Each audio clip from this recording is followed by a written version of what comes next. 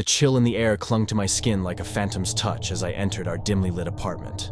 It was an old place, with creaky floorboards that groaned beneath each step.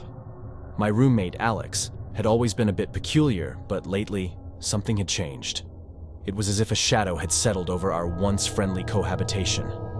One evening, after a long day of work, I returned to find Alex sitting in the living room, surrounded by flickering candles. Their eyes, once warm and familiar, now held an unsettling glint. The room smelled of something acrid, a scent that made my stomach churn. "Hey, what's going on?" I asked, trying to sound casual despite the knot of unease forming in my stomach. Alex didn't respond immediately, just stared into the dancing flames. Finally, they turned to me with a smile that sent shivers down my spine. "I've been exploring some interesting things," they said, their voice low and conspiratorial. I tried to brush it off, convincing myself that it was just a phase, that Alex was experimenting with some weird hobbies. But as the days passed, I couldn't shake the feeling that something was off-kilter in our apartment. Strange noises echoed through the halls at night, whispers that slithered beneath the door, and distant footsteps that seemed to approach but never quite reached our threshold. One night, unable to sleep, I decided to investigate the source of these nocturnal disturbances. The apartment felt like a different realm in the hushed hours of the early morning. The shadows played tricks on my eyes, and the air was thick with an otherworldly energy. As I approached Alex's room, the door was slightly ajar, and a soft glow spilled into the hallway. My heart raced as I pushed the door open, revealing a sight that froze my blood. Alex was hunched over a table, surrounded by arcane symbols drawn in chalk. Candles flickered in a sinister dance, casting eerie shadows on the walls.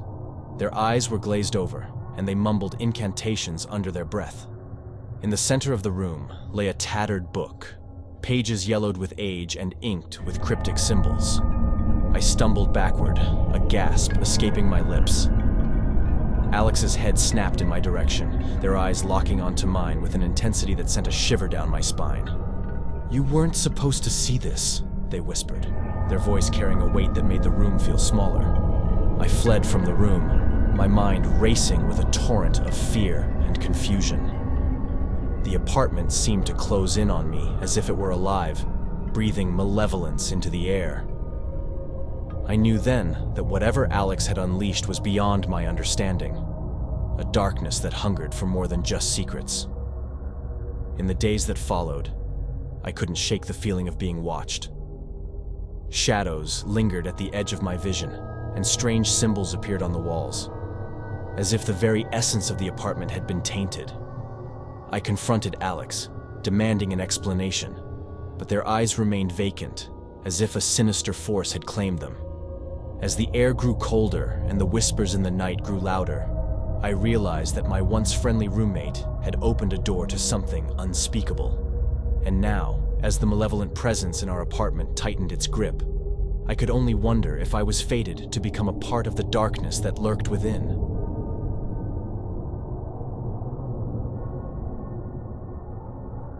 The apartment, though small, felt suffocatingly quiet.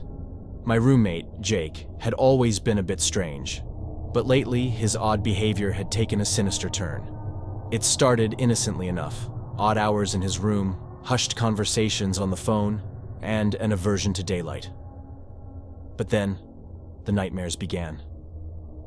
I woke up one night to the sound of Jake whispering in the darkness. At first, I thought it was a dream, but the words, guttural and incomprehensible, echoed through the room. I stumbled out of bed, my heart pounding as I approached his door. The air felt charged with an unnatural energy, and a faint glow emanated from the gap beneath the door. I knocked, hesitating for a moment before the door creaked open. Jake stood there, his eyes vacant, as if he were in a trance. The room was bathed in an eerie blue light, emanating from an old book on his desk. Symbols and sigils adorned the pages, pulsating with an otherworldly energy. "What are you doing, Jake?"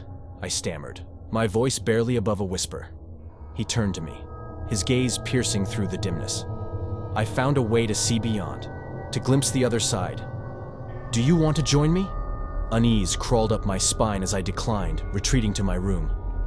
That night, the dreams came, twisted visions of shadowy figures and ancient rituals. I awoke in a cold sweat, convinced I could hear faint whispers in the air. As days passed, Jake's obsession intensified. He rarely left his room, and strange symbols began to materialize on the apartment walls. I questioned him, but his responses were cryptic, as if he were communicating with something beyond my comprehension. The apartment itself seemed to groan under the weight of his dark experiments, the walls echoing with unnatural sounds. One evening, unable to ignore the mounting dread, I decided to investigate Jake's room while he was out. The air inside was thick, almost tangible, as if I were wading through a pool of malevolence. The book on his desk seemed to beckon, its pages now filled with sketches of nightmarish creatures and instructions for rituals that made my blood run cold. A sudden noise behind me sent a jolt of fear through my veins. I turned to find Jake standing in the doorway, his eyes ablaze with an unholy fervor. "You were never supposed to see this," he hissed, a wicked smile stretching across his face. I stumbled backward, my mind racing as Jake approached. The apartment seemed to warp around us, shadows writhing like living entities. In that moment, I understood. Jake had opened a door to a realm beyond our understanding, and now it hungered for more. As the apartment descended into madness, I fled, haunted by the echoes of Jake's chilling laughter. The boundary between reality and nightmare blurred, and I couldn't shake the feeling that something malevolent had latched onto my very soul. In the dark corners of my mind, I knew that the horrors unleashed by my roommate would forever linger, a grotesque stain on the fabric of my existence.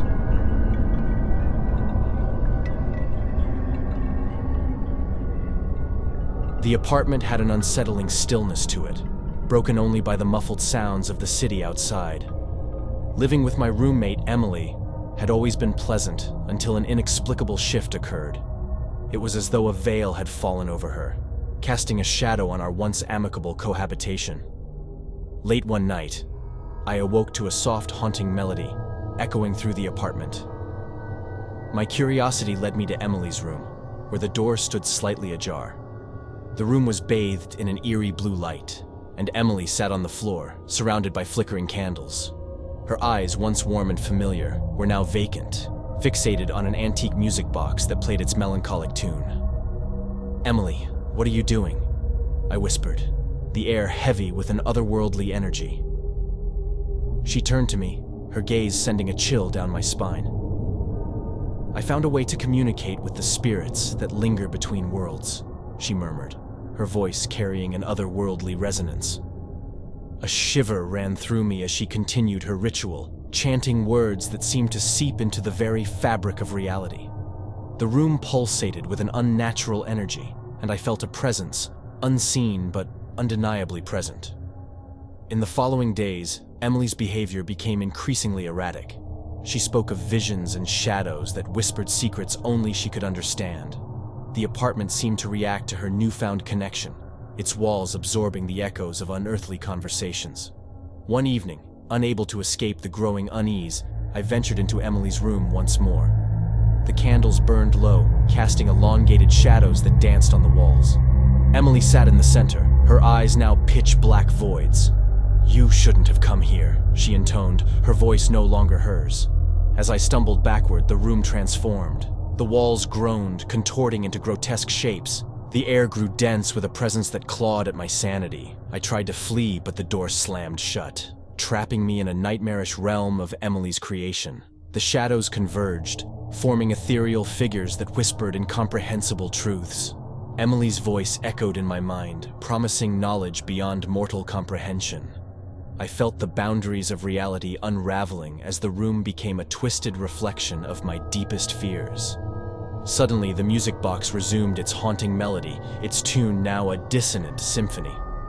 The room convulsed, and I was thrust back into the mundane reality of our apartment. Emily sat on the floor, seemingly unaware of the supernatural maelstrom she had unleashed. I fled the apartment that night, haunted by the lingering echoes of that unearthly melody. The line between the living and the spectral had blurred, and I couldn't shake the feeling that something unspeakable lingered within the walls, a malevolent force awakened by my roommate's dark descent.